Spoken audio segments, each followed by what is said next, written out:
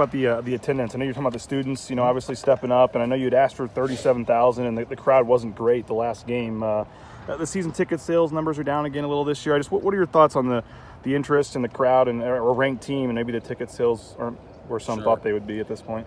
Well, the student section was phenomenal. They did a great job, and got a chance to go visit with some of the corral this week, and expect those guys to be out here getting after it again. And they said it was going to be better, which is fun. That's kind of that college atmosphere that you want. As far as the fans that are here, those are the ones that we care about. They're in the stadium, they're in there with us, they're in there supporting our team, and we want 37,000 every single game. We're going to come out here and play well. We're going to do what we need to do on the field. That's really our focus, Portland State, and what we have to do. But this is really, in my opinion, the best place to be on a Friday or Saturday night in Boise, Idaho, to come out here, support the team. I think what we're doing as far as the experience of the game, we're trying to be better at that, and make it something that you don't get on TV, right? Make it an experience where you come here, you get to see things that you don't always get to see on television. And I understand the kick times and things like that. We don't control that, so we can control how we play. And we got great fans here. We really do. We've had a lot of support for a lot of years, and the focus is on the people that are in the stadium. So as far as that goes, we've had this conversation every single year, and I know this question's been brought up. Our focus is on what we do with our football team and how we play, and then hopefully, we're doing a good job of marketing and making sure that we're giving our fans a great experience. But that experience starts on the field, as far as our football team and what we're concerned about. On Monday, when Kellen's name comes up, you kind of lit up a little Sure. bit, and it's been 8 years, and obviously he had such a great record and stuff. Why do you think he just resonates so much here? With you, with even the community. Why do you think that still goes on? Yeah.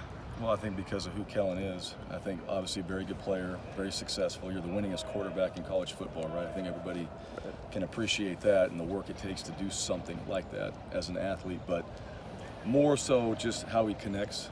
I know he comes back and he does the commercial. I think it's him or Gary. I'm not quite sure who it is. But he does things like that. He comes back and still gives back to Boise. He's a guy that when he was here was doing a lot in the community and was really the face of our program. Yeah. And to me, that's what I think people connect with, and he's doing a phenomenal job in his coaching career.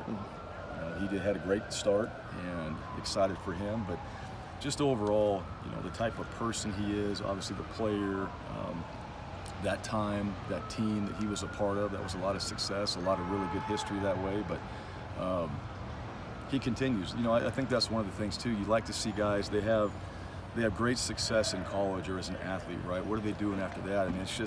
It's just the next thing for him. It's not like, what I did, I'm going to just sit there and just live off that glory for the next 10, 12 years. He jumped right into the next thing, NFL, right into coaching, right into quarterback coach, right into offensive coordinator. And to me, I think people appreciate that. He's just finding ways to get himself better and to ascend where he's at. And I think that's why we all appreciate watching his success and just who he is and what he's meant to this program.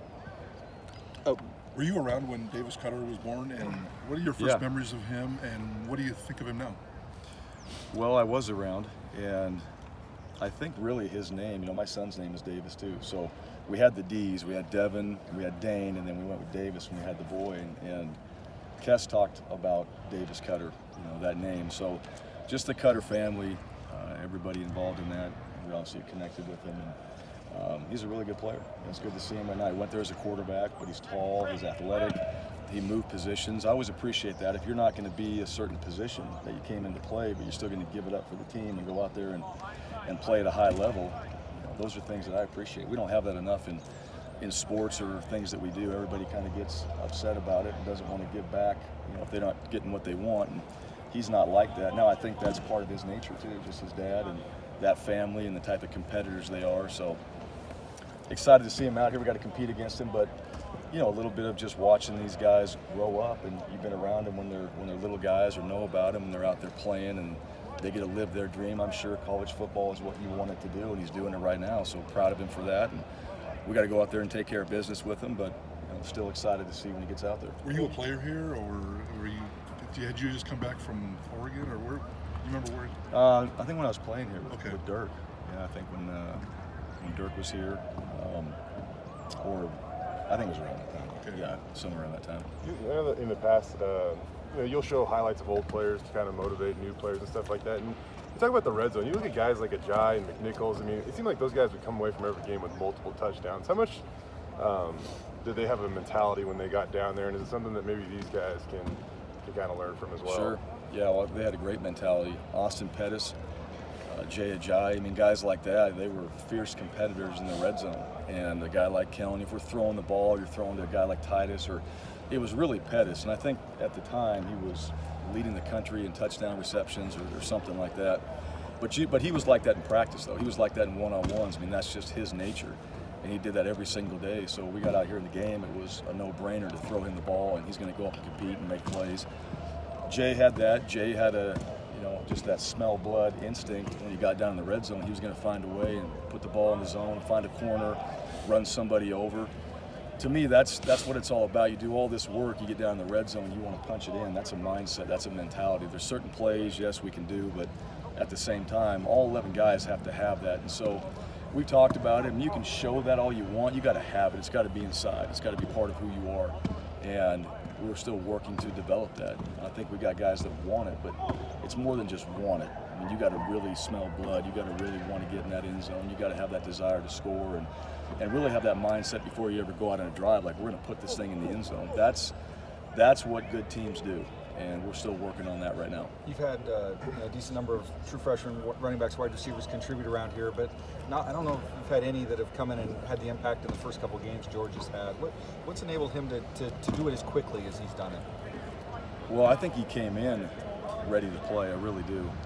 His high school program, they do a great job of developing their players. I've been over there, and those guys work hard. It's all business. No joking around. I mean, they're very focused in a really positive way. But he came in physically ready to play. Now the mental side, that's usually, and I think some freshmen can do that. It's just the mental side of it. Can you handle the new concepts? Can you handle the speed of practice? Can you handle the urgency that we want to go out there and practice with? And he's done all that. He didn't really bat an eye at any of those things. So him being able to come in here ready to play, him being able to take on the offense, I think Coach Marks has done a really good job with him, and really the older backs too, Rob Mahone, Van Buren. They're all competing, but they didn't shy away from trying to teach this guy how to go out there and play the position. So that whole group has come together and really helped George develop where he's at right now. Dave talked about Kellen, and this is the 4th or 5th straight season that nobody's worn the number 11. Is that number just kind of off limits, or? It's off limits. Yeah, as long as I'm here right now, it's off limits, and it should be. We haven't officially retired it. That's a decision down the road and all that, but that's out of respect for Kellen. And when somebody's you talk about the winningest, right? You're the best. Then I think there's something to be said for that. And we just took it out of circulation. Now I remember when Brett first got here, I had no idea, and he snapped the picture that he's number 11 from Washington, and I got a hold of Dale Holstein, and I'm like, we're not doing that. So right then and there, it was like, you know what? And I know that we had, Shane was in it. Yeah. And then we took it out after that, and for that reason too, so there wasn't anybody else coming in at quarterback and getting thrown in number 11. But that's part of it, right? That's part of the respect for what Kellen's done, and certainly we're going to continue that. All right, guys.